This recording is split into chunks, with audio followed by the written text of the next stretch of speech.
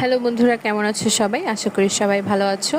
অনেক দিন পর ব্লগ নিয়ে চলে এলাম। আজকের ব্লগটা হচ্ছে এই ঈদের মধ্যে জ্যাম ঠেলে বাড়ি যাওয়ার ব্লগ। ভাই, যারা আসছো তারাই বুঝতে পারবা। যাই হোক, মনের মধ্যে একটা আনন্দ কাজ করে যে বাড়ি যাচ্ছি, যতই জ্যাম হোক আর যাই হোক।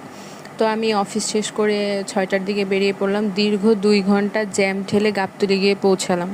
সেখানে গিয়ে টিকিট পেলাম রাত 12:30টার। যাই হোক, সাথে বড় বাবা ছিল, এর জন্য কোনো প্যারা লাগে নাই। তারপর আমাদের সেই বাস আসছে রাত 3টায়। বুঝতে পারতেছেন মানে সারাটা দিন কি গেছে উপর দিয়ে। তারপরে সকাল 8টার সময় গিয়ে দেখি এখনও আমরা যমুনা সেতুর ধারের কাছেও যাইতে পারি নাই।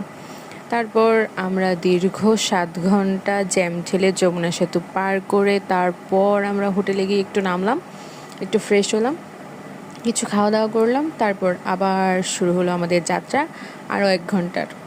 তারপরে যে আমরা বাড়ির দিকে প্রায় চলে এসেছি।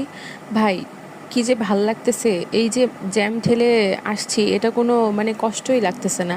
যখন এই যে বাড়ির দিকে যতই যাচ্ছি না, ততই এই যে সবুজে ঘেরা চারিদিক দেখে কি একটা শান্তি মনের মধ্যে, কি একটা আনন্দ যে এতদিন পর বাড়ি আসতেছি।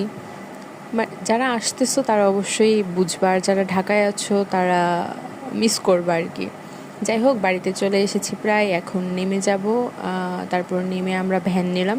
ভ্যানে করে আবার বাড়ির দিকে যাত্রা শুরু। 5 মিনিটের রাস্তা, তবুও এখানে আবারও জ্যাম আমাদের পিছ ছাড়লো না। আবারও একটু জ্যাম পেলাম বাজারের মধ্যে, 2 দিন পর ঈদ, মানুষ কেনাকাটা করতেছে। তারপর আমরা পিসির বাড়ি ক্রস করলাম, তারপর এই যে চলে এলাম বাড়ি। আজকের ব্লগ এই পর্যন্তই। Bye bye. সবার ঈদ অনেক ভালো কাটুক। ঈদ মোবারক। ঈদের দাওয়াত দিতে পারলাম না, কিন্তু আম জাম কাঁঠাল খাওয়ার দাওয়াত রইল। সবাই চলে এসো। Bye bye.